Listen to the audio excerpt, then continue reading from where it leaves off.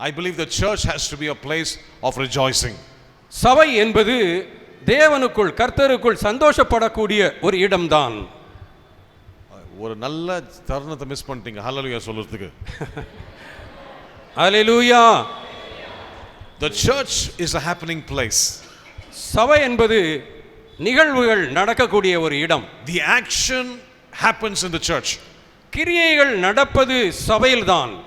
And so when people see us, they should be excited to look at our faces because we are reflecting the glory of God. ஆகவே வெளியில் உள்ள ஜனங்கள் நம்மை பார்க்கும் பொழுது நம் முகத்திலே ஒரு புன்முறுவலை காண வேண்டும். ஏனெனில் நாம் தேவாதி தேவனுடைய அன்பை அவருக்குள் இருக்கக்கூடிய சந்தோஷத்தை வெளிப்படுத்துகிறவர்களாய் இருக்கிறோம்.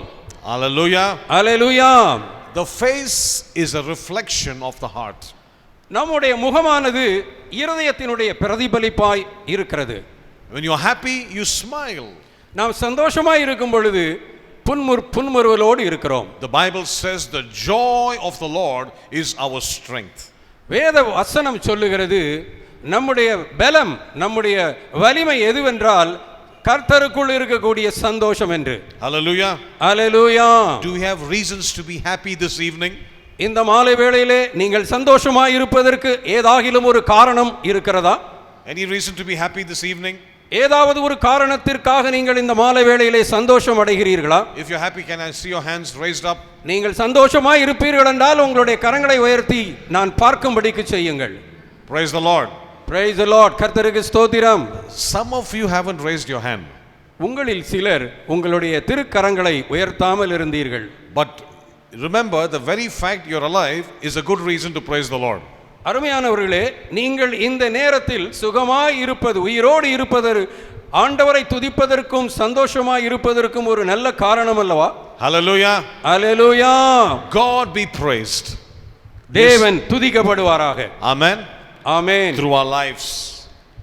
Through our lives. நம்முடைய வாழ்க்கையின் மூலமாக தேவன் துதிக்கப்பட வேண்டும். We speak. நாம் எதை பேசுகிறோமோ அதன் மூலமாக அவர் துதிக்கப்பட வேண்டும். We walk.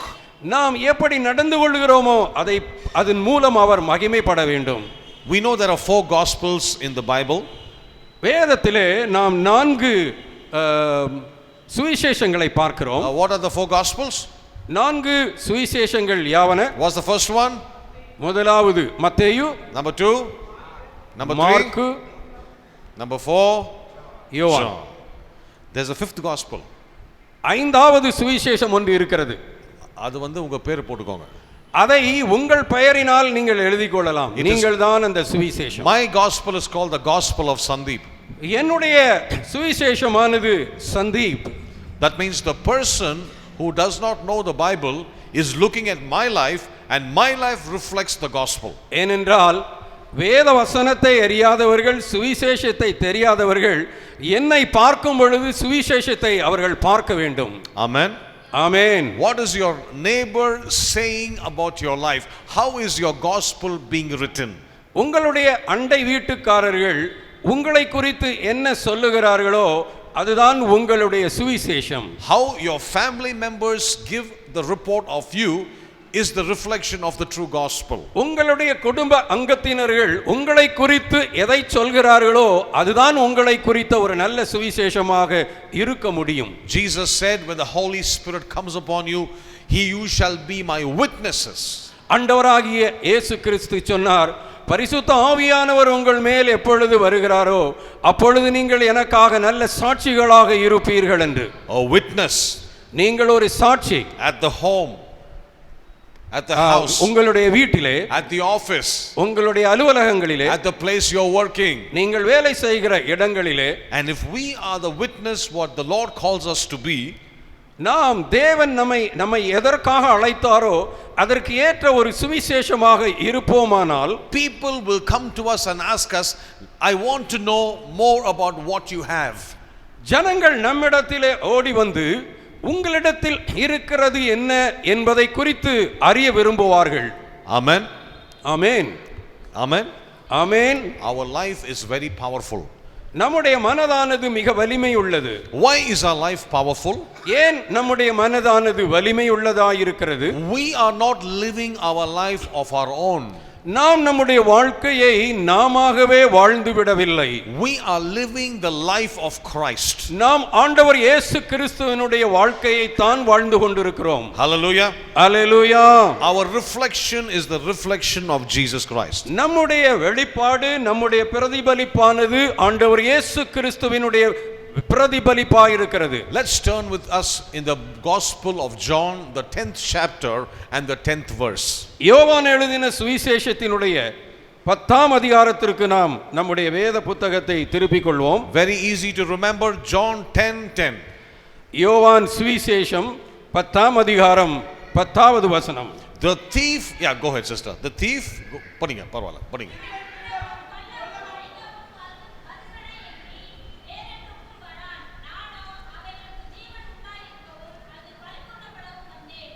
Jesus said there's a thief.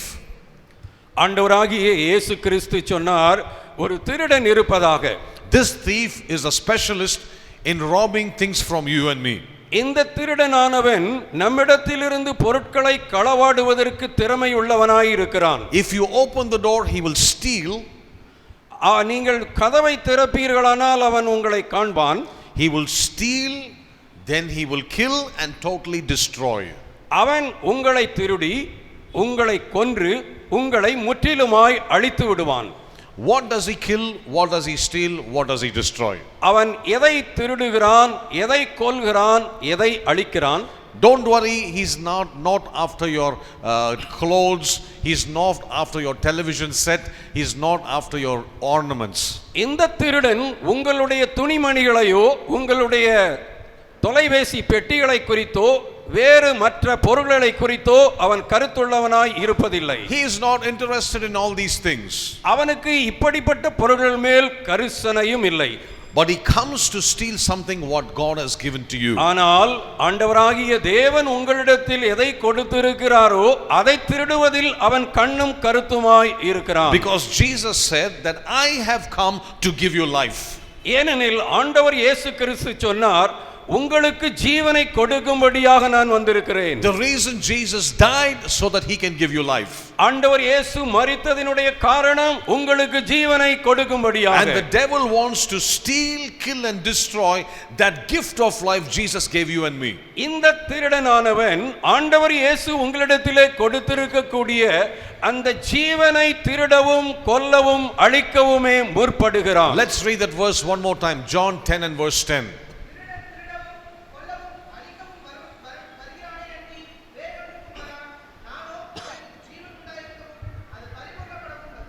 I have come to give life and life in abundance. நான் உங்களுக்கு ஜீவன் உண்டாயிருக்கவும் அது பரிபூரணப்படவும் வந்தேன் என்று ஆண்டவர் இயேசு சொன்னார். Jesus came to give life. ஆண்டவர் இயேசு உங்களுக்கு ஜீவனை கொடுப்பதற்காக வந்தார். The word life in the original text, மூல வேதத்திலே இந்த ஜீவன் என்பதற்கு என்ன பொருள்? It is called Zoe, Z-O-E. அதற்கு பெயர் அது ஜோஏ என்று அழைக்கப்படுகிறது. The word Zoe means the God kind of life. ஜோஏ என்பது ஒரு முக்கியமான உண்மையான ஒரு ஜீவனை குறிக்கிறது. The translation says fullness of life. அதனுடைய மொழிபெயர்ப்பானது ஜீவனின் பரிபூரணம் என்று சொல்லப்படுகிறது. Fullness of life. பரிபூரணமான ஜீவன். That means nothing is missing, nothing is broken. அப்படியானால் எதுவுமே அதில் காணப்படாமல் இல்லை, எதுவுமே அதில் உடைந்திருக்கவில்லை. So Zoe life means whatever you earn is contained, it is not leaking out as if you're putting a coin in a bag of holes. Zoe என்று சொல்லப்படக்கூடிய பரிபூரணமான ஒரு ஜீவன் என்பது ஏதோ ஒரு இடத்திலே ஒரு நாணயத்தை நீங்கள் போடுவது போல் அல்ல. It is not like putting a coin in a bag of holes. ஒரு ஓட்டையுள்ள ஒரு பையிலே ஒரு நாணயத்தை போடுவது போல் அந்த ஜீவன் அல்ல. It talks about full life. அது பரிபூரண ஜீவன் என்று அழைக்கப்படுகிறது. I am not saying it, the Bible says it. நான் அதை சொல்லவில்லை, வேத வசனம் அதை சொல்லுகிறது. You may be sitting there and said, brother, if you only know my problem. ஒருவேளை நீங்கள் உட்கார்ந்து கொண்டு, பிரதர், சகோதரனே, என்னுடைய பிரச்சனை உங்களுக்கு தெரிந்திருந்தால் நீங்கள் இப்படியெல்லாம் சொல்ல மாட்டீர்கள் என்று சொல்லலாம். That is why I told you, I am not telling you, Jesus is saying in John 10:10. அதற்காகத்தான் நான் சொன்னேன், நான் சொல்லவில்லை, ஆண்டவராகிய இயேசுவே இதை சொல்லி இருக்கிறார். I also feel like agreeing with you and saying, yes, there is too much of trouble in this world. நீங்கள் உங்களுடைய கூற்றுப்படி அதை நான் ஒத்துக்கொள்ளுகிறேன். நம்முடைய வாழ்க்கையில் அதிகமான பிரச்சனைகள் உண்டு என்பது உண்மைதான். But I am a preacher of the Bible. My Bible tells me Jesus came to give us life and life in abundance. ஆனால் நான் வேதத்தை போதிக்கக்கூடிய ஒரு மனிதன், அங்கே ஆண்டவர் இயேசு கிறிஸ்து சொல்லுகிறார், நான் ஜீவனை கொடுக்கவும் அது பரிபூரணப்படவும் வந்தேன் என்று எழுதப்பட்டிருக்கிறது. Can you say hallelujah? ஹalleluya சொல்லுவோமா? Jesus came to give us life and life in abundance. ஆண்டவர் இயேசு கிறிஸ்து நமக்கு ஜீவனை கொடுப்பதற்கும் அது பரிபூரணப்படுவதற்காகவே வந்தார். He says the reason I can give you life, அவர் சொல்லுகிறார், நான் உங்களுக்கு ஜீவனை கொடுப்பதின் காரணம் என்ன என்று தெரியுமா? because I've taken on myself every curse which humanity brought about itself. ஏனென்றால் நான் இந்த மனித குலமே சுமந்து கொண்டிருந்த எல்லா சாபக்கேடுகளையும் நான் என் மேல் சுமந்து கொண்டேன் என்று சொல்கிறார். When he died on the cross, he took care of your sin, he took care of sickness, he took care of the curses.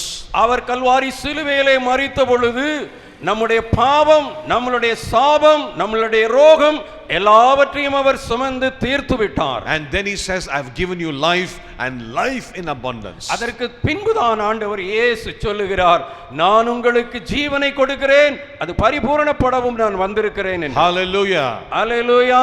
Thank you, Lord Jesus. ஆண்டவரே இயேசுவே உமக்கு நன்றி ஆண்டவரே. God, the Lord Jesus has given us Zoe life. ஆண்டவர் இயேசு நமக்கு zoe என்ற பரிபூரண ஜீவனை கொடுத்திருக்கிறார். But the Zoe life doesn't happen automatically. ஆனால் இந்த ஜோயே என்ற பரிபூரண ஜீவன் அப்படியே நடந்து விடுவதில்லை. So probably you're asking me, yes brother, Jesus gave life, but why is my life like this? ஒருவேளை நீங்கள் என்னிடத்திலே சொல்லலாம், ஆண்டவர் இயேசு ஜோயே என்ற பரிபூரண ஜீவனை கொடுத்திருக்கிறார் என்பது உண்மை என்றால், ஏன் என்னுடைய மனைவி இப்படிப்பட்டவளாய் இருக்க வேண்டும்? Now why is my life like this? என்னுடைய மனைவி இப்படிப்பட்டவளாய் ஏன் இருக்க வேண்டும்? Why is my job like this? என்னுடைய வேலை ஏன் இப்படி இருக்க வேண்டும்? Why is my husband like this? என்னுடைய கணவர் ஏன் இப்படி இருக்க வேண்டும்? Why is my doctor's report like this? Doctor's report. என்னுடைய மருத்துவர்களுடைய டிஸ்கிரிப்ஷன் ஏன் இப்படி இருக்க வேண்டும்? Why is my life in trouble? ஏன் என்னுடைய மனைவி இப்படிப்பட்ட துன்பத்தில் இருக்க வேண்டும்? Turn with me to the book of Deuteronomy, the 30th chapter. உபாகமம் 13ஆம் அதிகாரத்தை நாம் வாசிக்கும் பொழுது, Deuteronomy 30, 30ஆம் அதிகாரம். உபாகமம் 30ஆம் அதிகாரம். Let's read verse 19. 19ஆம் வசனத்தை நாம் வாசிப்போம். Deuteronomy 30 and verse 19.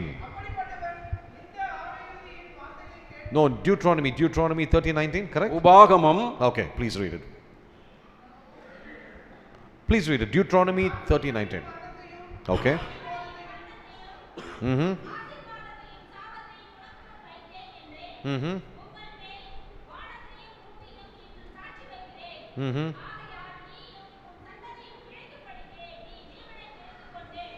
Jesus, the Lord God says, I place before you life and death. ஆண்டவராகிய தேவன் சொல்லுகிறார், உனக்கு முன்பாக நான் ஜீவனையும் மரணத்தையும் வைக்கிறேன். One side is life, ஒரு பக்கம் ஜீவன், one side is death. இன்னொரு பக்கம் மரணம். One side is blessing, ஒரு பக்கம் ஆசீர்வாதம், the other side is cursing. இன்னொரு பக்கம் சாபம். And the Lord says to you and me, ஆண்டவராகிய தேவன் உங்களிடத்திலும் என்னிடத்திலும் சொல்லுகிறார், choose life. ஜீவனை தெரிந்து கொள்ளுங்கள். Tell your neighbor, choose life. உங்களுடைய பக்கத்தில் இருக்கிறவரை பார்த்து சொல்லுங்கள், ஜீவனை தெரிந்து கொள்ளுங்கள். Choose life. ஜீவனை தெரிந்து கொள்ளுங்கள். I like this question paper. I like this question paper. Which one? This verse is like a question paper. இந்த வசனத்தை எனக்கு அதிகமாக பிடிக்கும். It is like a question paper with a choice answer. Tick 1 or tick A or tick B. இந்த வசனமானது பரீட்சை எழுதுகிறவர்களிடத்திலே கொடுக்கப்படக்கூடிய ஒரு கேள்வித்தாளை போல் இருக்கிறது. இரண்டை கொடுத்து சரியானதை எழுது என்று. And it also gives the answer to the question. அந்த கேள்விக்கு என்ன விடையோ அதையும் கொடுத்திருக்கிறது. This is a very nice question paper. இது ஒரு நல்ல கேள்வித்தாள். You cannot make a mistake. இதை நீங்கள் தவறாக புரிந்து கொள்ள முடியாது. The Lord is saying choose life. தேவன் ஜீவனை தெரிந்து கொள்ளும்படி சொல்லுகிறார். It's a choice you and I must make. நாம் தெரிந்து கொள்ளப்பட வேண்டிய ஒன்று இருக்கிறது. If you don't choose life, நீங்கள் ஜீவனை தெரிந்து கொள்ளாவிட்டால், the law of nature says you will automatically choose cursing. இந்த இயற்கையின் விதி சொல்லுகிறது, நீங்கள் ஜீவனை தெரிந்து கொள்ளாவிட்டால் நீங்கள் தானாகவே சாபத்தை தெரிந்து கொள்வீர்கள் என்று. You may ask me, how does that work? அது எப்படி நடக்கும் என்று ஒருவேளை நீங்கள் கேட்கலாம். Suppose you have a two-wheeler, ஒருவேளை உங்களிடத்திலே ஒரு இருசக்கர வாகனம் இருக்கும் என்று வைத்துக் கொள்வோம். and you leave it outside in the corner of this road for 3 years. நீங்கள் அந்த வாகனத்தை இந்த தெரு வீதியிலே 3 வருடங்கள் அப்படியே விட்டுவிட்டீர்கள் என்று வைத்துக் கொள்வோம். Does the bike get better or does the bike get worse? அந்த வாகனம் இன்னும் நன்றாக மாறிவிடுமா இல்லாவிட்டால் மோசமாய் மாறி போகுமா? Definitely it becomes worse because nature will destroy the vehicle. அதை அப்படியே நீங்கள் விட்டு விடுகிறபடியினாலே இயற்கையினுடைய விதியின்படி அது கெட்டு போகும், நாசமாய் போகும். In the Garden of Eden, God had a law. ஆண்டவர் ஏதேன் தோட்டத்திலும் கூட ஆண்டவர் ஒரு விதியை கொடுத்திருந்தார். He said, as long as you don't choose to eat the tree of the knowledge of good and evil, all is going to be well with you. நன்மை தீமை அறியத்தக்க கனியை நீங்கள் தெரிந்து கொள்ளும் வரைக்கும் நீங்கள் நன்றாயிருப்பீர்கள் என்று ஆண்டவர் சொன்னார். The Lord gave him a choice. அவர்களுக்கு ஒரு தெரிந்து கொள்ளுதலை தேவன் கொடுத்தார். The Lord said, if you eat of this, you will surely die. நீங்கள் இந்த பழத்தை புசிப்பீர்களானால், இந்த கனியை புசிப்பீர்களானால் நீங்கள் சாகவே சாவீர்கள் என்று சொன்னார். God did not plan for you and me to die. நீங்களும் நானும் மரிப்பதற்கென்று தேவன் நம்மை தெரிந்து கொள்ளவில்லை. God didn't plan for you and me to suffer. நாம் துன்பப்பட வேண்டும் என்று தேவன் நம்மை தெரிந்து கொள்ளவில்லை. Adam made the wrong choice. ஆதாம் தவறான ஒரு தெரிந்தெடுத்தலை அவன் கண்டுகொண்டான். Therefore, if we are not choosing life, ஆகவே நாம் ஜீவனை தெரிந்து கொள்ளாமல் இருப்போமானால், because of Adam's sin, we are all plunged into evil or death. ஆதாமினுடைய தெரிந்து கொள்ளுதலினாலே, தவறான தெரிந்து கொள்ளுதலினாலே நாம் எல்லோரும் பாவத்திற்குள்ளே அதாள பாதாளத்திலே தள்ளப்பட்டிருக்கிறோம். But I want to say thank you to our Lord Jesus Christ. He is called the second Adam who redeemed us from the curse. ஆண்டவர் இயேசுவுக்கு நன்றி சொல்லுகிறேன். அவர் இரண்டாவது ஆதாமாய் இந்த உலகத்திற்கு நமக்காக வந்தார். And then he says, I have given you life and life in abundance. அவர் சொல்லுகிறார், உங்களுக்கு நான் ஜீவனையும் அது பரிபூரணப்படும்படியாகவும் வந்தேன். But you have to choose life. ஆனால் நீங்கள் அதையும் தெரிந்து கொள்ள வேண்டும். Adam chose death. ஆதாம் மரணத்தை அவன் தெரிந்து கொண்டான். Whereas now you and I must choose life. ஆனால் இப்பொழுதோ நீங்களும் நானும் ஜீவனை தான் தெரிந்து கொள்ள வேண்டும். It doesn't happen automatically. அது அப்படியே தானாகவே நடந்து விடுகிற ஒரு செயல் அல்ல. You must decide to choose life. நீங்கள் உங்களுக்குள்ளே நன்மையை ஜீவனை தெரிந்து கொள்வதற்கு ஒரு தீர்மானத்தை பண்ண வேண்டும். ஒரு ஹalleluya சொல்லிடுங்களே. ஹalleluya. Choose life. Hallelujah. ஜீவனை தெரிந்து கொள்ளுங்கள்.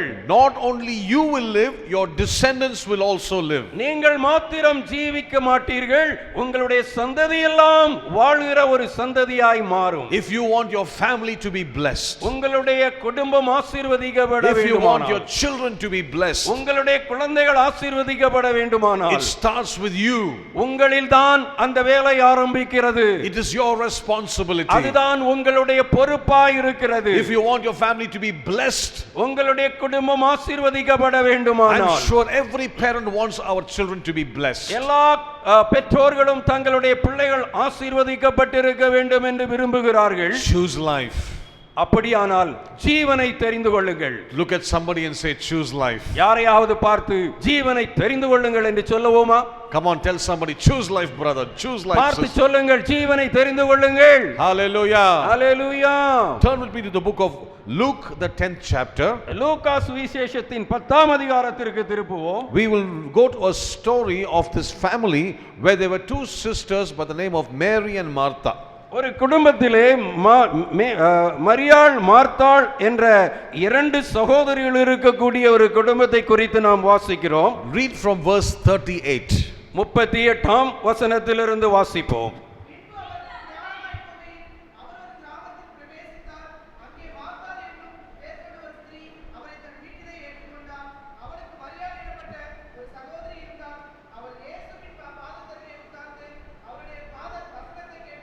Okay, thank you, brother. The Bible நன்றி, says சகோதரன். Mary and Martha, மரியாள் மார்த்தாள் என்ற இரண்டு சகோதரிகள், they were two sisters. இரண்டு சகோதரிகள். Now we will see the choices these sisters made. இந்த சகோதரிகள் தெரிந்து கொள்ளுதலை குறித்து நாம் பார்க்கலாம். Jesus was a very good family friend. ஆண்டவர் இயேசு கிறிஸ்து அந்த குடும்பத்திற்கு நெருங்கிய ஒரு நல்ல நண்பர். He comes to Mary Martha's house. அவர் மரியாள் மார்த்தாள் வீட்டிற்கு வந்தார். And both the sisters loved Jesus. அந்த சகோதரிகள் ஆண்டவர் இயேசுவை உண்மையாகவே மிக அதிகமாய் நேசித்தார்கள். One sister began to take the shopping list and to see what she will cook for Jesus. ஒரு சகோதரி ஆண்டவர் இயேசு கிறிஸ்து எதை உண்பதில் அதிக பிரியப்படுவார் என்று அவள் ஒரு லிஸ்டை தயாரித்தாள். She wants to go to the shop and buy things for Jesus. கடையில் சென்று பொருட்களை வாங்க வேண்டுமே சமைப்பதற்கு என்று ஒரு அட்டவணையை தயாரித்தாள். She is thinking about what to cook for Jesus. எதை இயேசுவுக்கு சமைக்கலாம் என்ற ஒரு பட்டியலை தயாரித்தாள். So Jesus comes into the house. ஆண்டவர் இயேசு அந்த வீட்டிற்கு வந்தார். What did Martha do? மார்த்தாள் என்ன செய்தாள்? Went into the kitchen and started cooking her masala. அவள் உடனடியாக அந்த கிச்சனுக்கு சென்று சமையலறைக்கு சென்று அங்கே மசாலா மற்ற காரியங்களை எல்லாம் செய்ய ஆரம்பித்தாள். It is not a wrong thing to feed Jesus. ஆண்டவர் இயேசுவை போஷிப்பது தவறான ஒரு காரியம் இல்லையே. It is not wrong to feed Jesus. அவள் இயேசுவை போஷிக்க வேண்டும் என்றுதானே நினைத்தாள். But the Bible says, ஆனால் வேதம் என்ன சொல்லுகிறது? her sister called Mary, மரியாளோ she sat at the feet of Jesus and listened to his word. ஆண்டவர் இயேசுவின் பாதத்தின் அண்டையிலே உட்கார்ந்து அவர் சொல்லுகிற வார்த்தைகளை எல்லாம் அவள் பொறுமையாய் கேட்டாள். If you are sitting in that scene in front of you when Mary, Martha, Jesus is there, let me see what decision you will make. ஆண்டவராகிய இயேசு கிறிஸ்து இங்கே இருக்கிறார் என்று வைத்துக் கொள்வோம். மரியாளும் மார்த்தாளும் அங்கே இருக்கிறார்கள் என்று வைத்துக் கொள்வோம். அவர்கள் என்ன செய்து கொண்டிருந்தார்கள் என்பதை குறித்து நீங்கள் என்ன எண்ணுவீர்கள் என்பதை இப்பொழுது சற்றே நிதானித்து பார்ப்போம். You be the judge. நீங்கள் இப்பொழுது அங்கே ஒரு நீதிபதியாய் இருக்க வேண்டும். In the kitchen you can see all the utensils making a noise. அந்த சமையலறையிலே எல்லா விதமான பாத்திரங்களும் அங்கே சத்தமிட்டு கொண்டிருக்கின்றன. And the gas is burning. அங்கே வாயு எரிந்து கொண்டிருக்கிறது. And the masala smell is there. அந்த மசாலா வேகும் அந்த வாசம் உங்கள் மூக்கை துளைக்கிறது. But Mary is seated doing nothing. ஆனால் Mary is doing nothing, sitting at the feet of Jesus. ஆனால் மரியாளோ ஒன்றுமே செய்யாமல் அப்படியே உட்கார்ந்து இருக்கிறார். One person is very busy doing something for Jesus. ஒரு சகோதரி ஆண்டவர் இயேசுவுக்கென்று சமைப்பதில் மும்முரமாய் ஈடுபட்டு இருக்கிறாள். The other sister is doing nothing. இன்னொரு சகோதரியோ ஒன்றுமே செய்யாமல் உட்கார்ந்து இருக்கிறாள். So if I ask you who's working, யார் வேலை செய்கிறார்கள் என்று உங்களிடத்திலே கேட்டால் I'm sure everybody will say Martha is working. மார்த்தாள் தான் வேலை செய்கிறாள் என்று நீங்கள் சொல்வீர்கள். Poor Martha, this Mary doesn't even have a heart to help Martha. மார்த்தாள் மிகவும் பரிதபிக்கப்பட்டவள், அவள் தான் வேலை செய்து கொண்டிருக்கிறாள் She has என்று. to carry the whole, dekchi by herself. அவள் தான் எல்லாவற்றையும் செய்து கொண்டு அவள் கஷ்டப்பட்டு கொண்டிருக்கிறாள். Whereas this Mary is not even cutting the vegetable. மரியாளோ காய்கறிகளை கூட வெட்டுவதிலே ஈடுபடவில்லை. But see what Jesus said. ஆனால் ஆண்டவர் இயேசு என்ன சொன்னார்? The Bible says in verse 40, 40வது வசனம் சொல்லுகிறது, Martha was distracted with much serving. மார்த்தாளோ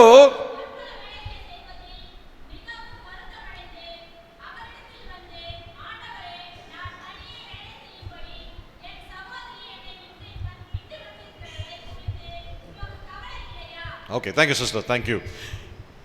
Martha, the Bible says, was distracted. வேதம் சொல்லுகிறது மார்த்தாளோ அவள் கவனம் திருப்பப்பட்டவளாய் பற்பல வேலைகளில் ஈடுபட்டிருந்தாள் என்று. One translation says she took on herself the burden. ஒரு மொழிபெயர்ப்பு சொல்லுகிறது எல்லா விதமான பாரத்தையும் அவள் தன்மேல் எடுத்துக்கொண்டாள் என்று. She couldn't take it anymore. அவள் இனிமேல் எந்த பாரத்தையும் எடுக்க முடியாது. She got fed up with the whole thing.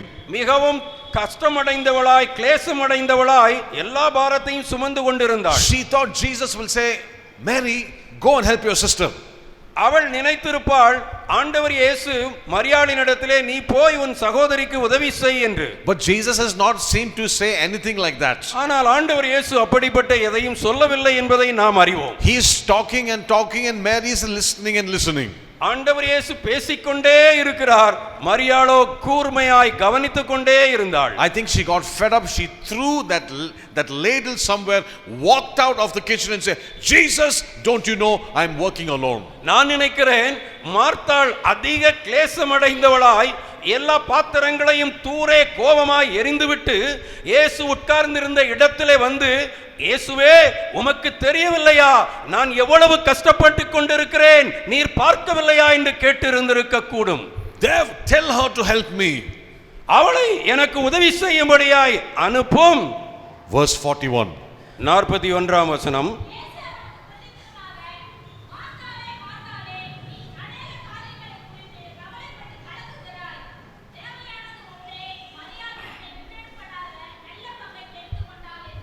Jesus said to Martha, ஆண்டவர் இயேசு மார்த்தாளிடத்தில் இப்படியாய் சொன்னார், Martha, Martha, மார்த்தாளே மார்த்தாளே, you are worried and troubled about many things. நீ அநேக காரியங்களை குறித்து கவலைப்பட்டு கலங்குகிறாய்.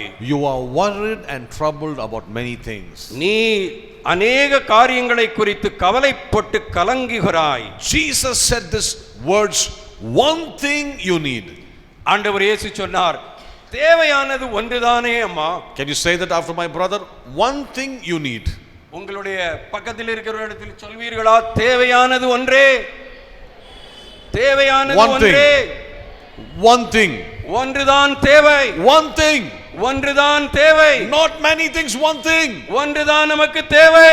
What is that one thing? அந்த ஒன்று என்பது என்ன? To listen to Jesus. ஆண்டவர் இயேசுவை கவனமாய் Hallelujah. Hallelujah. To listen to Jesus. இயேசு கிறிஸ்து சொல்வதை கேட்க The வேண்டும். Lord says, if you only listen to me, ஆண்டவர் இயேசு சொல்லுகிறார், என்னை நீங்கள் கவனிப்பீர்களானால் I will lead you in the correct path. உங்களை நான் சரியான பாதையிலே நடத்துவேன். Oh brother, these troubles are overwhelming me. சகோதரனே, எங்களுடைய பிரச்சனைகள் தலைக்கு மேலாய் இருக்கிறது, நான் என்ன செய்யட்டும்? One thing you need. ஆனால் ஒன்றுதான் உனக்கு தேவை. To sit at the feet of Jesus and listen to his word. ஆண்டவர் இயேசுவின் பாதத்தில் அமர்ந்து அவர் என்ன சொல்லுகிறார் என்பதை நீங்கள் கவனித்து கேட்பது ஒன்றுதான் உங்களுக்கு தேவை. When we don't listen to Jesus, we are distracted about many things. நாம் ஆண்டவர் இயேசுவினிடத்தில் போய் கவனமாய் கேட்க வேண்டும் என்று உட்காரும் பொழுது இந்த உலகத்தில் இருக்கக்கூடிய பலவிதமான காரியங்கள் நம்மை திசை திருப்பக்கூடும். But the Lord says you need only one thing. ஆனால் ஆண்டவர் இயேசு சொல்லுகிறார், உனக்கு தேவையானது ஒன்றே. Praise the Lord. Hallelujah. Praise the Whatever Lord. you're going through, நீங்கள் எப்படிப்பட்ட பிரச்சனையின் ஊடாக சென்றாலும் you make a choice this evening. இந்த மாலை வேளையிலே நீங்கள் ஒன்றை தெரிந்து கொள்ள வேண்டும். I need only one thing. எனக்கு தேவையானது ஒன்றுதான். I don't want advice from people. I need only one thing. நான் ஜனங்களினுடைய ஆலோசனை எனக்கு தேவையில்லை, ஆனால் எனக்கு ஒன்றுதான் தேவை. I want to listen to the voice of Jesus. நான் ஆண்டவர் இயேசு கிறிஸ்துவினுடைய ஓசைக்கு என் செவியை சாய்க்க வேண்டும். When Jesus speaks, ஆண்டவர் இயேசு பேசும் பொழுது he gives us direction.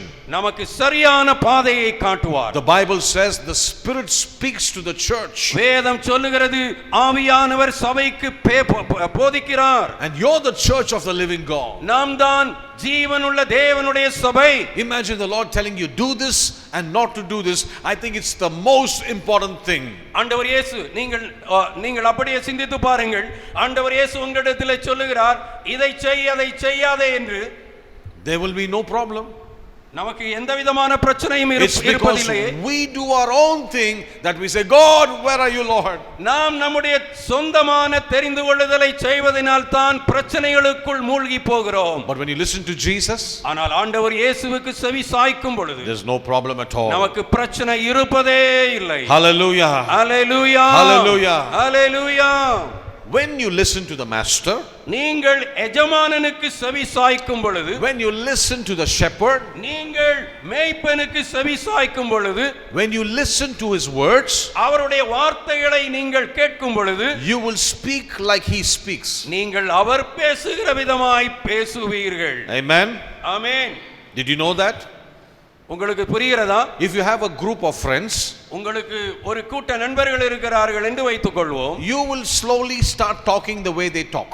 அவர்கள் பேசுகிற விதமாகத்தான் நீங்களும் பேச ஆரம்பிப்பீர்கள். There's an English proverb which says, show me your friends and I'll tell you who you are. ஆங்கிலத்திலே ஒரு நல்ல பழமொழி உண்டு, உன்னுடைய நண்பனை சொல், நீ எப்படிப்பட்டவன் என்று நான் சொல்கிறேன் என்று. Because in a group, when people talk in one particular manner on one particular topic, you will talk the same thing. ஒரு குழுவின் மத்தியிலே நாம் இருந்து பழகும் பொழுது, ஒரு கூட்டத்தின் மத்தியிலே நாம் இருந்து பழகும் பொழுது, அந்த கூட்டம் எப்படி பேசுகிறதோ அதை போலத்தான் நாமும் பேசுவோம். But if you listen to Jesus, ஆனால் இயேசுவுக்கு நீங்கள் செவி you சாய்ப்பீர்களானால் will talk like Jesus. நீங்கள் இயேசுவை போலவே பேச ஆரம்பிப்பீர்கள். You will talk to situations like Jesus spoke. நீங்கள் இயேசு பேசினது போலதான் உங்களுடைய சுற்றுப்புற சூழ்நிலை பிரச்சனைகளை நோக்கி நீங்கள் பேசுவீர்கள். Hallelujah.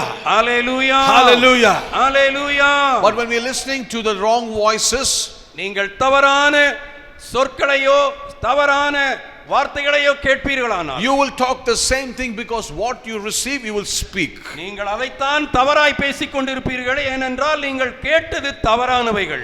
Go to the book of Psalm, the 91st chapter. சங்கீதம் 91 திருப்புவோம். Let's read verse 2. இரண்டாவது வசனத்தை பார்ப்போம். Psalm 91 and verse 2.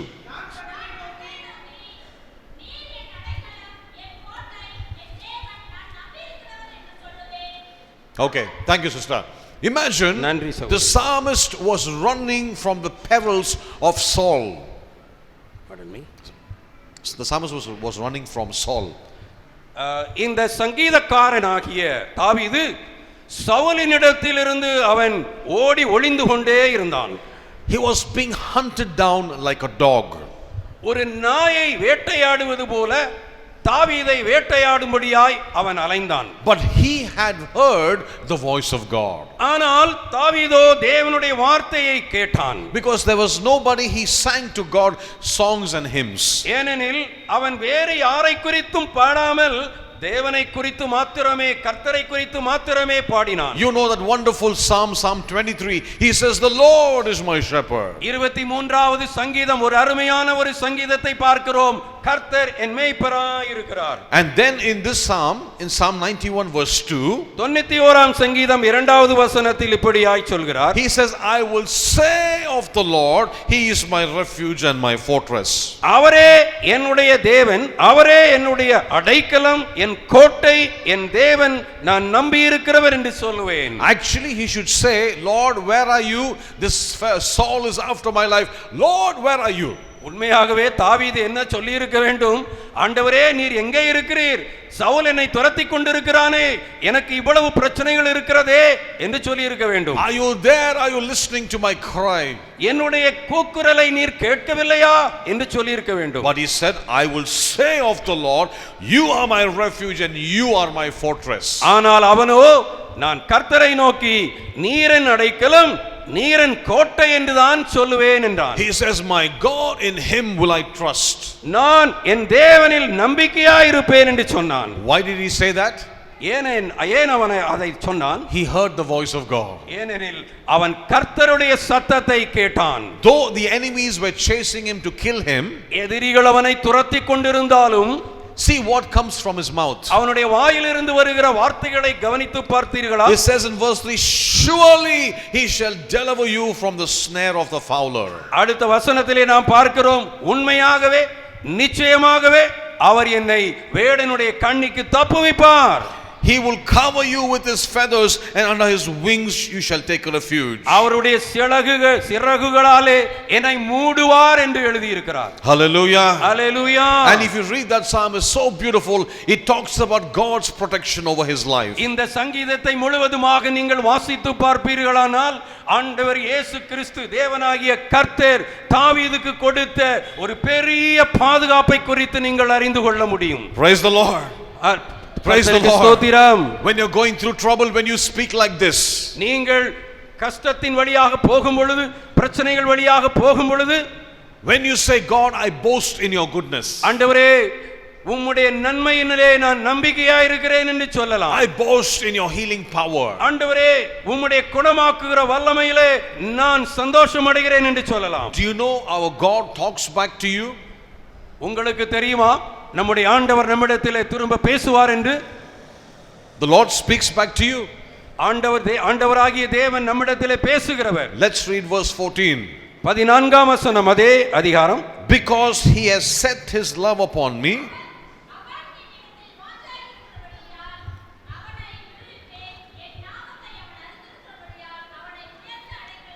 thank you, sister. Imagine, because he said, I will trust in the Lord. Because he said, you're my shield and you're my buckler. The Lord says, I will set him on high. I will deliver him. I will answer him. அவன் தாவீது, ஆண்டவரே நீரே என்னுடைய அடைக்கலம் என் கோட்டை என்று சொன்னபடியினால் ஆண்டவராகிய தேவன் அவனுக்கு சொல்லுகிறார், அவன் என்னிடத்தில் வாஞ்சையாய் இருக்கிறபடியினால் அவனை விடுவிப்பேன். அவன் என் நாமத்தை அறிந்திருக்கிறபடியால் அவனை உயர்ந்த அடைக்கலத்திலே வைப்பேன் என்று சொல்லுகிறார். Because he boasted in the goodness of God. ஏனெனில் அவன் தேவனுடைய நற்கிரியைகளிலே நம்பிக்கையாயிருந்தான். The Lord responds back and says, I will be with him in trouble. I will deliver him and I will honor him. ஆண்டவராகிய தேவன் அவனை பார்த்து சொல்லுகிறார், அவனை நான் விடுவிப்பேன். அவன் என் நாமத்தை அறிந்திருக்கிறபடியினால் உயர்ந்த அடைக்கலத்திலே வைப்பேன். With long life I will satisfy him and show him my salvation. நீடித்த நாட்களால் நீடித்த ஜீவனோடு அவனை வைத்திருப்பேன் என்று சொல்லுகிறார். Will you say hallelujah? Hallelujah. Hallelujah. Hallelujah. This is the importance of choosing life. இதுதான் ஜீவனை தெரிந்து கொள்ளுதலினுடைய முக்கியத்துவமாய் இருக்கிறது. Choose tonight. இந்த ராத்திரி வேளையிலே ஜீவனை தெரிந்து கொள்வீர்களா? Whose voice you are going to listen to? யாருடைய சத்தத்திற்கு நீங்கள் செவி சாய்க்க போகிறீர்கள்? Are we listening to the enemy's voice? உங்களுடைய எதிரிகளினுடைய சத்தத்திற்கு நீங்கள் செவி சாய்க்க Or போகிறீர்களா? are we listening to the voice of God? தேவனுடைய சத்தத்திற்கு நீங்கள் செவி சாய்க்க We are போகிறீர்களா? going to pray. நாம் இப்பொழுது ஜெபிக்க போகிறோம். And we're going to make a commitment towards the Lord. நாம் தேவனோடு கூட ஒரு உடன்படிக்கையை பண்ண போகிறோம். And we're going to tell the Lord, God, I want to choose you.